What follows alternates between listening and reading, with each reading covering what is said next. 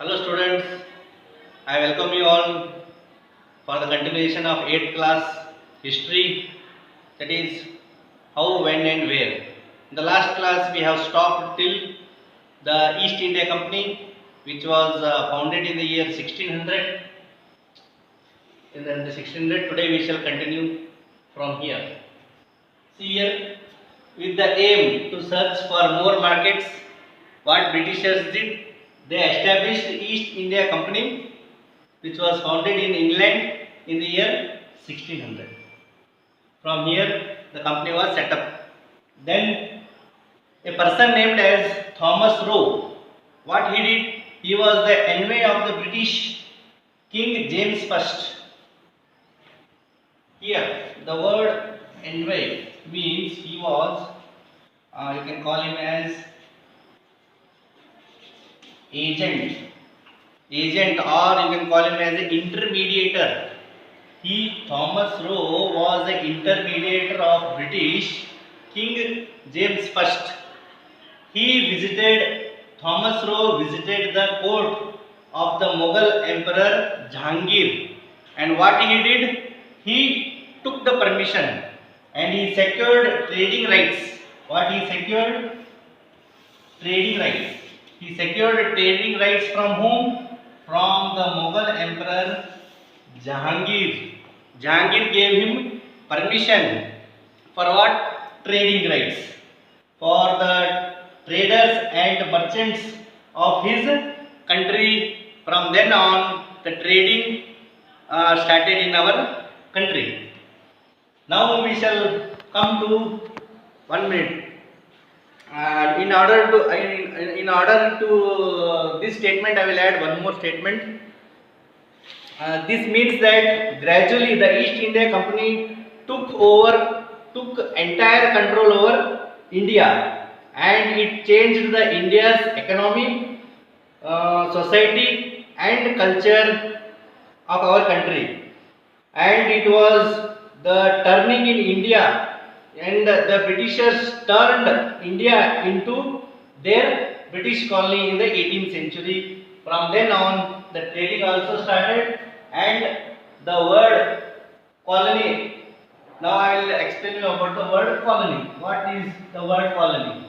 The word colony is used for a country that is ruled by a more powerful country. I will repeat once again. The word colony is used for a country that is ruled by a more powerful country, and the country that rules is called as the imperialistic country. This both comprises of colonization. The word colonization here refers to when a country becomes the colony of another country. It leads to many political, economic, social, and cultural changes in the colony. This process is called as colonization. When Britishers came, colony existed. From colony, the country which is the country that rules the other country is called as the imperialistic country, and it has turned into colonization. I shall repeat once again the definition of colonization. When a country becomes the colony of another country, it leads to many political, economic, and social and cultural changes in the colony. This process is called as colonization. Now we shall discuss about the sources of modern Indian history. In this manner, gradually the East India Company took control over India's economy, social, and cultural changes, turning India into a British colony in the 18th century, which in turn led to what? Colonization, colony, everything we have seen. Now we are going to discuss about sources of modern Indian history. In the sources of modern Indian history, we have administrative sources. In that we have two parts. One is official records and one is about surveys. One is about official records, one is about surveys. Now we will start about the sources of modern Indian history. A large bulk of sources, including written records in English and regional languages, are also available for the modern period of India. These both sources are, one is administrative source, one is non-administrative source. We have two types of source. In that we are discussing today about only administrative source. Now let us take a brief look about the administrative source. In the administrative sources are nothing but they are written records. What are these administrative sources? These administrative sources are nothing but written records of the British rule in India, and India prepared by the British administrators. They prepared all official records and appointed historians. Historians were appointed by the British colony or the British government to maintain all these administrative sources. In that, first we have the official records.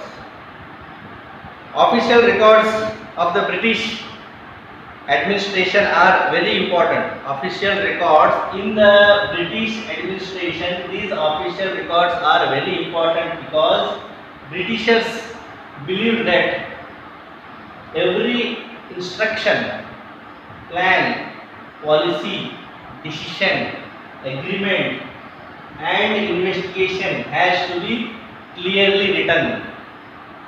Therefore, they maintain officially records. Without maintaining officially records, these all plan, policy, decision, agreement, investigation will not be clearly written. When it is not a written document, and we don't have any proof. Therefore, Britishers always maintained a written record. This recording was considered as very important. So, these emerged as the administrative culture of preparing document for internal communication, noting and reports. What do you mean by noting here? Noting means a short official documents of the Britishers which were maintained. They are called as notings, which was for the public purpose, that is called as noting.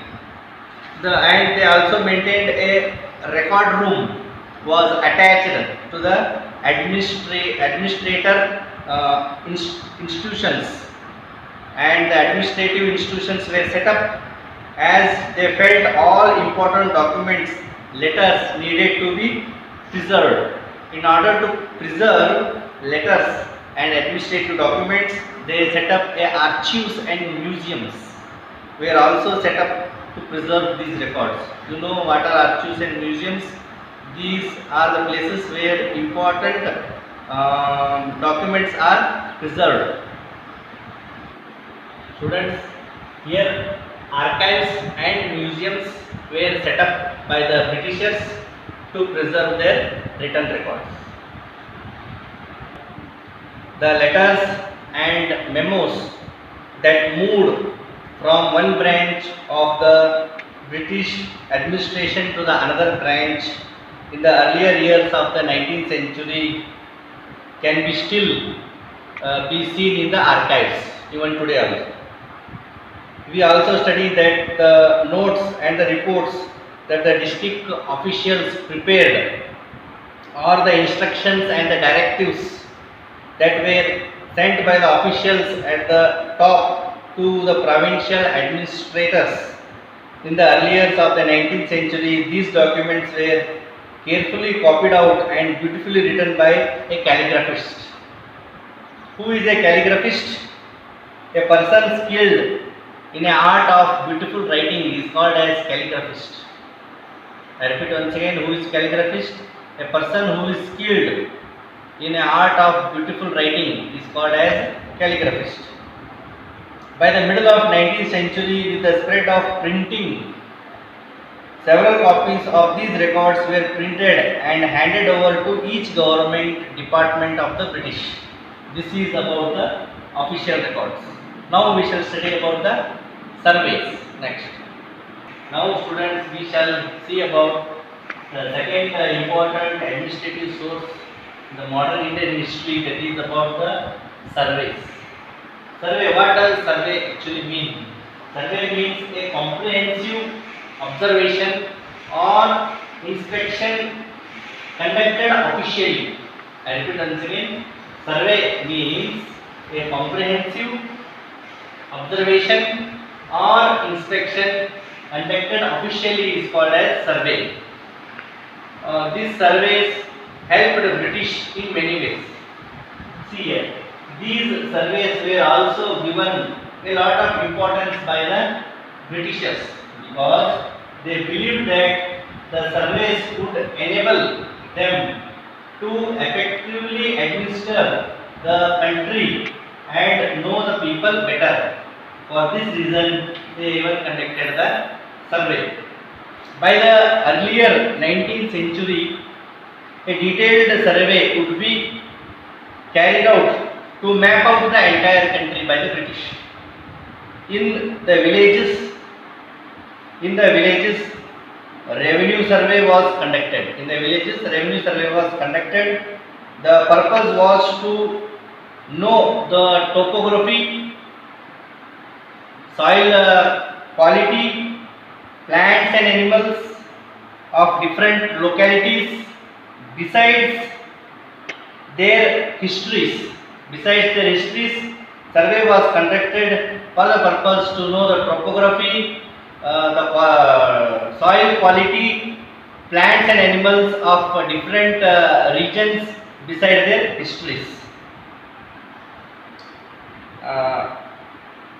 And even cropping patterns also.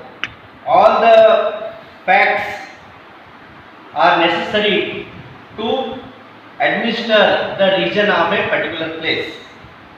From the end of the 19th century, then later what started, census operations were held after every 10 years. Later in the 19th century, census operations were conducted by the British for every 10 years to record to collect the details of the people. These all factors helped the British officials to prepare the detailed records of the numbers of the people living in all the provinces of India. They even they have collected the account of plants, animals, topography, soil, and later they started even census also. All these helped the British officials to prepare all the detailed records of the number of people living in all the provinces of India, and this is how the surveys and official records are very important as an administrative resource. In the next video, we shall discuss about non-administrative resource of the modern Indian history. Thank you, students.